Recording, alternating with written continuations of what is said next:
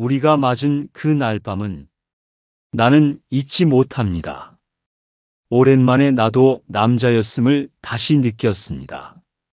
안녕하세요. 무릇 황혼을 찾아주셔서 감사합니다. 시청자분의 구독, 좋아요 부탁드립니다. 2025년 6월 대전 유성구. 해는 길어졌지만 내 하루는 여전히 짧았다. 아침 6시에 눈을 뜨고 할 일 없이 창밖만 보다가 8시쯤이면 복지관 탁구장에 도착했다. 정만수, 올해 72. 철도청 기술직으로 평생 일하다가 6년 전에 퇴직했다. 아내는 그보다 2년 먼저 암으로 떠났다. 딸은 분당에서 산다.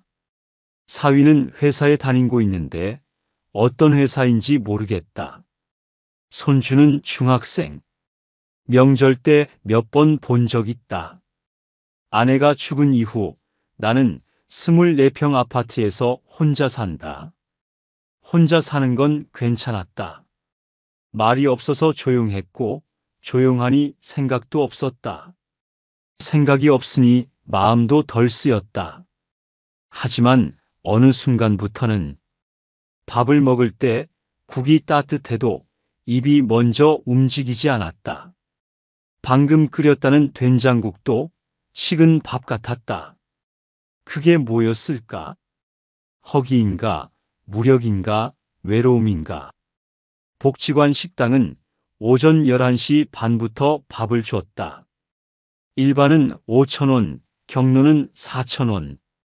반찬은 3가지. 김치, 나물, 계란 부침.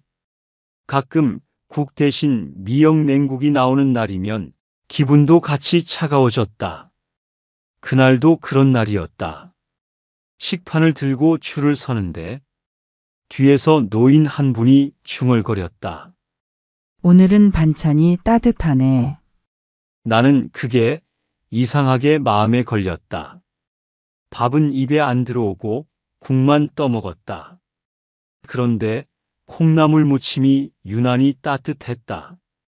방금 무친 느낌? 숨이 덜 죽었다. 젓가락 끝으로 짚다가 고개를 들었다.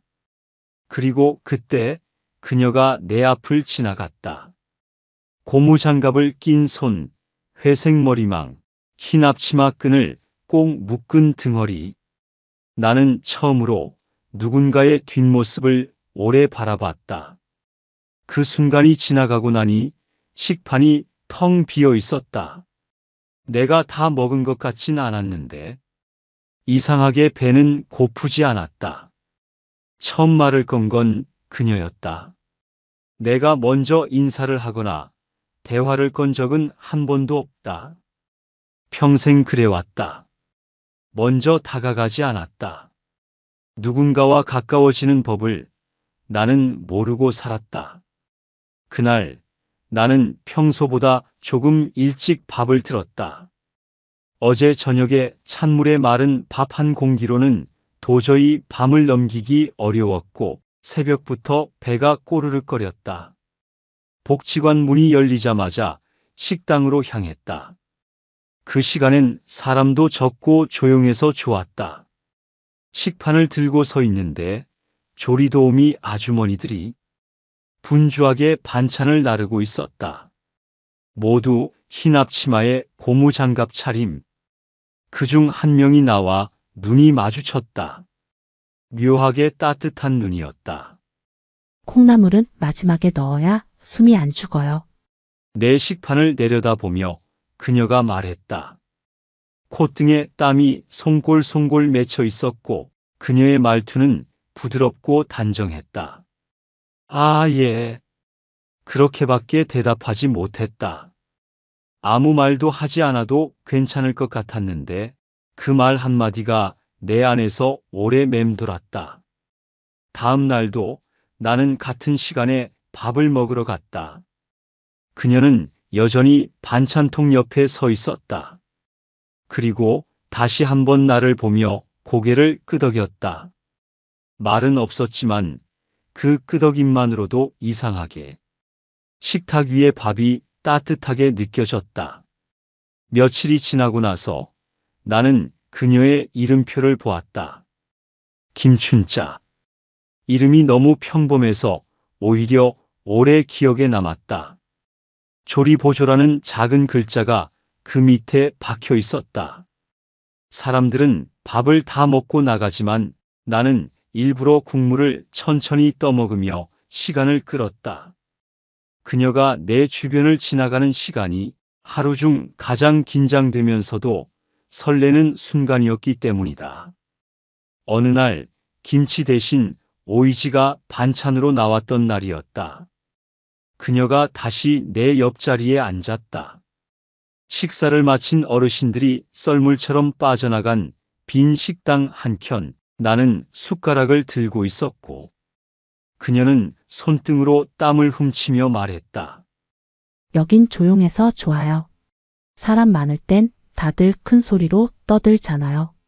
가끔은 조용한 밥상이 고맙죠. 나는 대답하지 못하고 고개만 끄덕였다. 왜 그랬을까? 말을 하면 깨질 것 같은 감정이 있었다. 정말 오랜만에 누군가의 말이 위로처럼 들렸다. 그 후로 나는 거의 매일 그녀를 기다렸다. 기다렸다고 말하면 이상할 수도 있다. 하지만 그게 사실이다. 식당에서, 복도에서, 때론 공터에서 그녀의 뒷모습이 보이면 가슴이 두근거렸다. 그리고 점점 내 눈은 그녀를 더 자주 찾았다.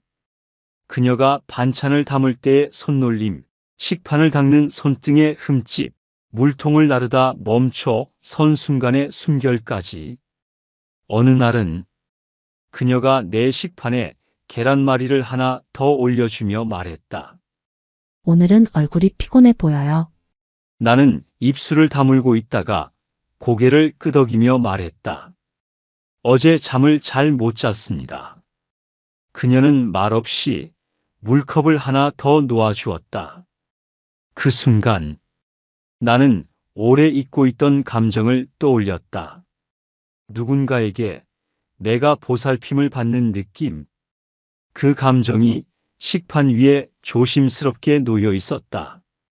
복지관이라는 곳은 의외로 말이 많다.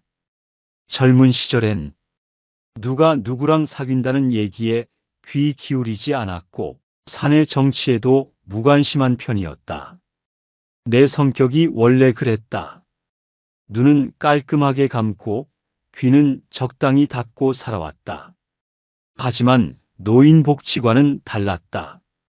여긴 은퇴자들의 마지막 놀이터였다. 마지막 사회, 마지막 공간이었다. 그리고 그런 곳일수록 말이 잘한다. 그늘진 마음에서 피는 소문은 햇빛보다 빠르게 퍼졌다. 그날도 그랬다. 나는 탁구를 치고 나와 식당 앞 평상에 앉아 있었다. 땀이 목을 타고 흘렀고 손에 쥔 물병은 미지근했다. 야, 만수 형.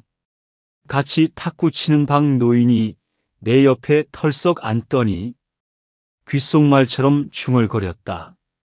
김춘자 씨, 그 아줌마 말이야. 전에 중앙시장 쪽에 있었다더라. 나는 아무 말 없이 고개를 끄덕였다. 있을 수 있지. 거기에서 반찬 가게 같은 거 했겠지. 하지만 그의 말은 거기서 끝나지 않았다. 근데 밤에도 장사했댄다. 뭔 말인지 알지? 말 나온 거지. 남자들 따로 만났다는 소리도 있고. 나는 천천히 고개를 들었다. 그의 얼굴은 마냥 흥미로운 걸 주워온 사람처럼 들떠 있었다. 그냥 그렇다고. 그는 웃으며 일어났다. 나는 아무 말도 하지 못했다. 그때부터였다. 그녀를 바라보는 내 눈이 이상하게 흔들리기 시작한 건 식판에 콩나물이 올라가도 그 손끝이 예전처럼 맑아 보이지 않았다.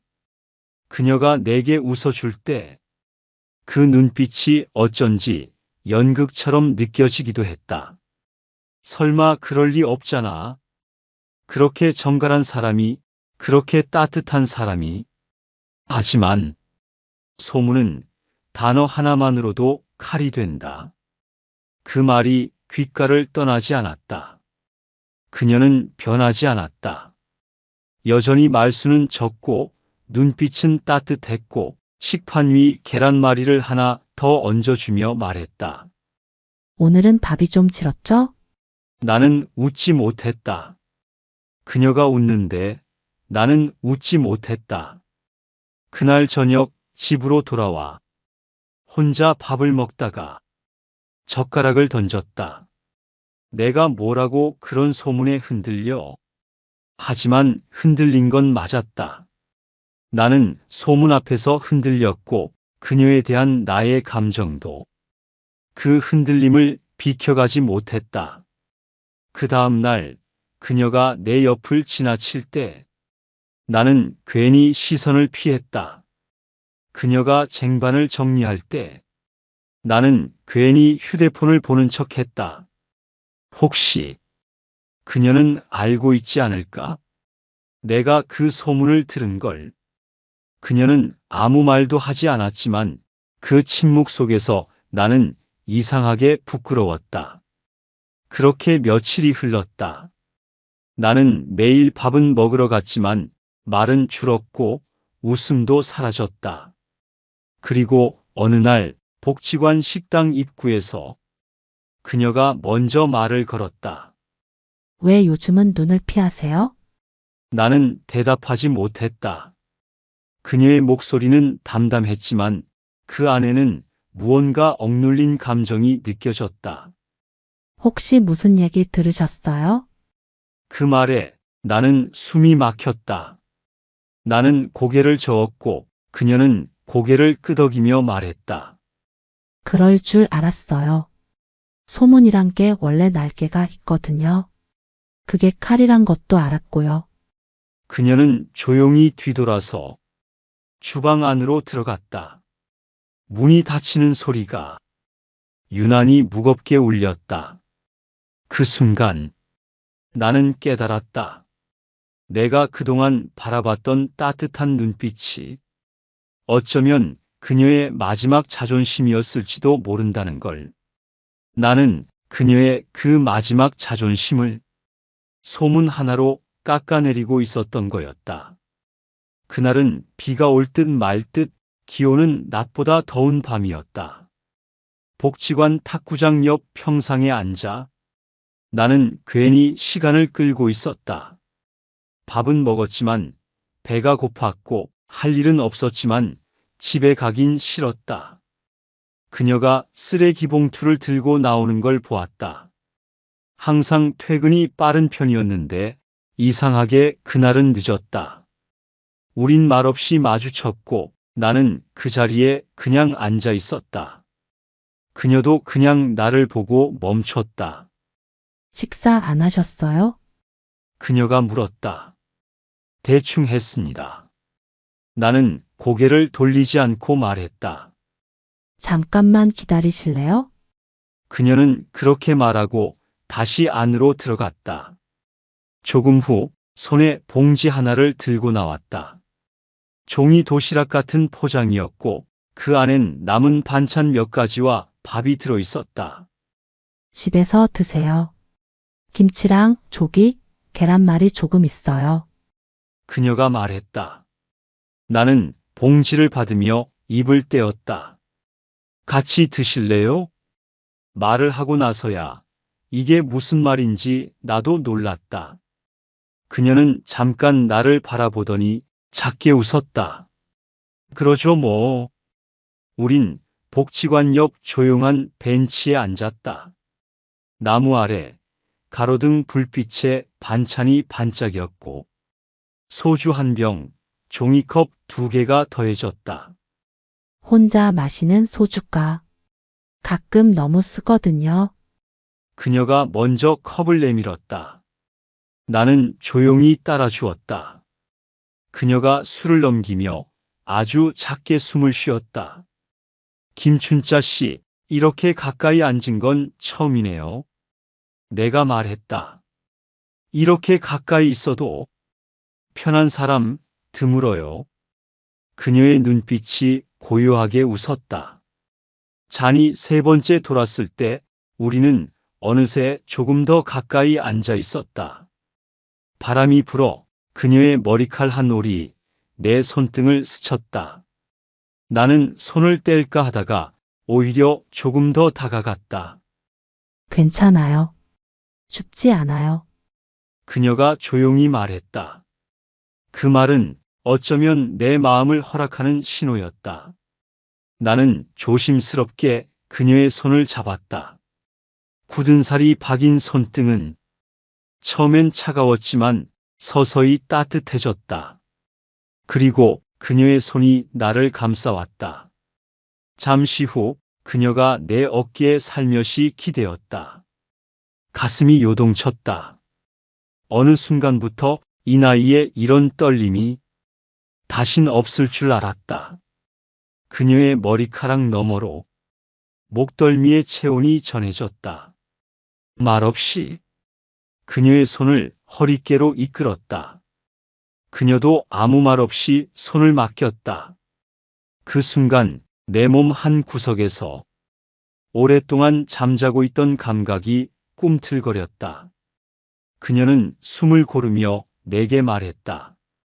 이렇게 누군가에게 안기는 게 20회는 넘은 것 같아요. 나는 그 말을 듣고 그녀를 살짝 안았다. 젖은 이마, 말라있는 손등, 그리고 살짝 떨리는 어깨. 그 모든 것이 밤 공기 속에서 살아있는 여자였다. 그녀는 여자였고 나는 남자였다. 그날 밤 나는 복지관 옆 공터에서 그녀의 온기를 처음으로 알았다. 그건 단순한 포옹이 아니었다. 그녀는 조용히 내 어깨에 기대었고 나는 가만히 그녀의 등을 쓸었다. 두껍고 거친 작업복이 아니라 얇은 여름 티셔츠 너머로 느껴지는 여자의 숨결이 있었다. 그녀는 내 귀에 작은 숨소리를 흘렸다. 그리고 내게 말했다. 나 다시는 이런 일 없을 줄 알았어요. 남자한테 안기고 내가 여자인 걸 느끼는 순간 나는 말없이 그녀의 손등을 만졌다. 손끝이 미세하게 떨렸다.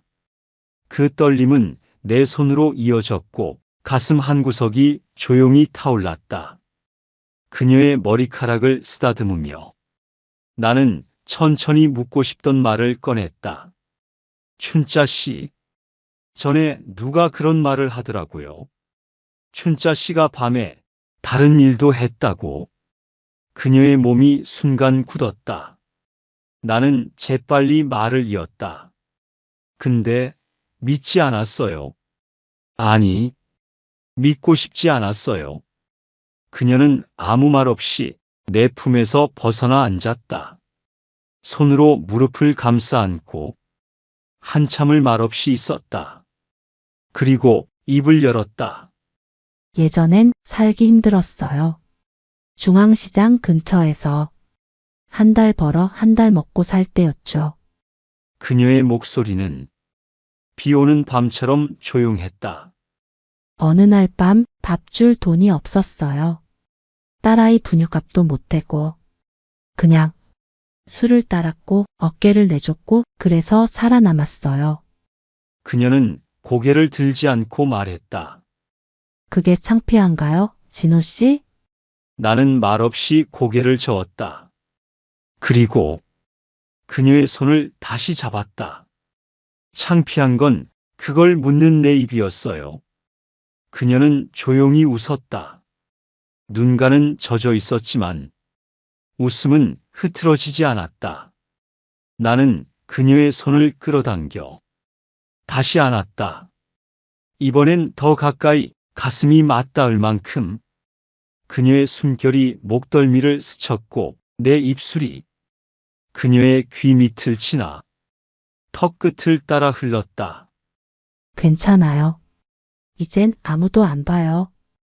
그녀가 그렇게 말했을 때 나는 조심스럽게 그녀의 손을 잡았다. 작은 손이었다. 굳은 살이 앉고 손등에 핏줄이 고요히 솟은 손. 하지만 그 손이 이상하게 따뜻했다. 그녀도 내 손을 꼭 쥐었다. 집이 복지관 바로 뒤에요. 걸어서 금방이에요. 우리는 말없이 길을 걸었다. 밤 공기는 눅눅했지만 마음은 묘하게 가벼웠다. 그녀의 집은 오래된 연립 2층, 베란다에 화분 몇 개가 놓인 작은 공간. 신발을 벗고 들어선 순간 먼지 한 톨 없는 방 안에서 그녀의 성격이 느껴졌다. 물 좀 드릴까요? 그녀가 물었다. 나는 고개를 저었다. 대신 그녀의 손을 다시 잡았다. 작은 전등 하나만 켜둔 거실, 그림자만 남은 공간 속에서 우리는 말없이 마주 섰다. 그녀가 먼저 다가왔다. 내 가슴께를 스치며 살며시 안겨왔다. 나는 그녀의 등허리를 감싸고 천천히 입술을 가져갔다. 뺨, 이마, 눈가. 그리고 조심스레 그녀의 입술에 닿았다. 그녀는 잠시 머무졌지만 이내 눈을 감았다. 입술이 입술을 감싸고 숨이 얽혔다. 나는 그녀를 조심히 안아 안방으로 이끌었다. 흰 침대보 위에 그녀의 체온이 먼저 누웠다. 나는 양손으로 그녀의 머리맡을 감싸고 천천히, 아주 천천히 그녀의 볼을 쓸었다. 그녀는 조용히 말했다. 부끄러워요. 이 나이에 이런 마음이 다시 들 줄 몰랐어요. 나는 이마를 대고 속삭였다. 나도요. 근데 지금 이 감정이 고맙습니다. 그녀의 셔츠 단추를 하나씩 풀었다. 속살이 드러났다. 흰살, 세월의 자국이 남은 그곳이 유난히 아름다워 보였다. 봉긋한 곡선이 어스름 속에서 솟았고 감각의 끝점이 내 손끝에 닿자 그녀가 아주 작게 숨을 토했다. 그녀의 손도 내 등으로 다가왔다. 고요한 떨림, 서로를 처음 만나는 듯한 조심스러움. 나는 그녀의 젖은 중심에 손끝을 대었다. 따뜻했고 부드러웠다. 그녀는 가늘게 떨며 내 이름을 처음으로 불렀다. 만수 씨, 나는 입술을 닫고 그녀의 중심으로 몸을 밀어 넣었다. 서로의 온기가 숨소리를 타고 교차했다. 그녀는 나를 깊이 받아들였고 나는 더 이상 주저하지 않았다. 긴 호흡, 짧은 숨, 촉촉한 입술이 어깨를 훑고 내 손은 그녀의 허리를 감쌌다. 천천히, 부드럽게 우리는 다시 남자와 여자가 되었다. 소리 없는 떨림 속에서 서로를 알아갔다. 그건 욕망이 아니었다. 존중이었다. 이해였다. 그리고 회복이었다. 그녀가 내 품에서 작은 신음을 흘릴 때 나는 그 소리를 가슴에 담았다. 내 마지막 사랑은 그렇게 조용히 피어오르고 있었다. 그날 아침 나는 그녀의 침대에서 눈을 떴다. 햇살이 살며시 커튼 사이로 들어오고 작은 선풍기가 천천히 돌아가고 있었다. 그녀는 내 옆에 누운 채 조용히 숨 쉬고 있었다. 짧은 머리카락 사이로 이마에 맺힌 땀, 희미한 미소가 남은 입술. 나는 손등으로 그녀의 뺨을 살짝 쓸었다. 그녀는 눈을 뜨지 않았지만 입꼬리로 대답했다. 아침이네요. 그녀의 첫마디는 속삭임 같았다. 나는 대답 대신 그녀의 이마에 입을 맞췄다. 이젠 후회 안 해요. 그녀가 조용히 말했다. 어제 당신 품에 안겼을 때 내 안에 여자가 아직 살아있다는 걸 알았어요. 나는 그녀의 말을 듣고 눈을 감았다. 나 역시 내 안에 남자가 있다는 걸 그녀 덕분에 알았다. 그리고 그 순간 몸속 어딘가에서 뜨거운 무언가가 다시 움직이기 시작했다. 이불 아래 그녀의 등이 내 품에 닿아 있었다. 가느다란 등뼈를 따라 손끝이 미끄러지자 그녀의 어깨가 아주 작게 떨렸다. 또요? 그녀가 나지막이 물었다. 나는 대답하지 않았다. 대신 그녀의 어깨를 감싸 안고 천천히 입술을 눌렀다. 숨결이 닿는 곳마다 그녀의 살같이 반응했다. 이마, 볼, 목덜미, 쇄골. 한 번도 쉬지 않고 이어지는 내 입술에 그녀의 가슴이 천천히 오르락내리락 움직였다. 나는 그녀를 눕혔고 그녀는 말없이 시선을 내게 맞췄다. 그 눈동자 안에 20살도 50살도 아닌 지금 이 순간의 여자가 있었다. 손끝이 부드럽게 봉긋한 곡선을 따라 흘러내렸다. 그녀의 중심으로 향하는 작은 오르막 같은 곳, 그 끝점에서 내 손이 멈췄을 때 그녀는 숨을 삼키며 속삭였다. 거기 오래 있고 있었어요. 나는 손바닥 전체로 그곳을 감쌌다. 살짝 눌렀다 풀기를 반복하자 그녀는 허리를 살짝 들며 내게 응답했다. 젖은 중심, 그곳이 내 손가락을 맞이했다. 천천히 안으로 미끄러져 들어갔다. 그녀의 안은 처음보다 훨씬 더 따뜻하고 조심스럽게 부드러웠다. 그녀는 눈을 감고 입술을 깨물며 작은 신음을 흘렸다. 나는 서두르지 않았다. 손가락 하나로 그녀 안을 천천히 어루만졌다. 그녀는 몸을 말아 안고 작은 파동처럼 내게 반응했다. 그 감각은 욕망이 아니라 기억이었다. 잊혀졌던 여자였던 자신을 다시 불러내는 시간. 그녀는 내 손을 더 깊이 끌어당겼고 나는 그녀 안에서 천천히 오래된 감각을 깨웠다. 입술이 그녀의 봉우리에 닿았을 때 그녀는 숨을 멈추듯 조용히 떨었다. 그곳은 세월을 통과한 유일한 기억 같았다. 나는 몸을 낮췄고 그녀의 중심에 나의 뜨거워진 그것을 밀어넣었다. 한순간 그녀는 눈을 떴고 나를 똑바로 바라보았다. 지금 진짜 내가 된 기분이에요. 그녀는 그렇게 말했다. 나는 천천히 몸을 깊이 밀어넣었고 그녀는 허리를 들어 나를 맞았다. 나는 그녀의 이마에 키스하며 말했다. 부끄럽지 않아요. 지금 이 순간 당신이 얼마나 예쁜지 알아요? 그녀는 조용히 웃었고 그 웃음 속에서 나는 다시 남자의 마음을 느꼈다.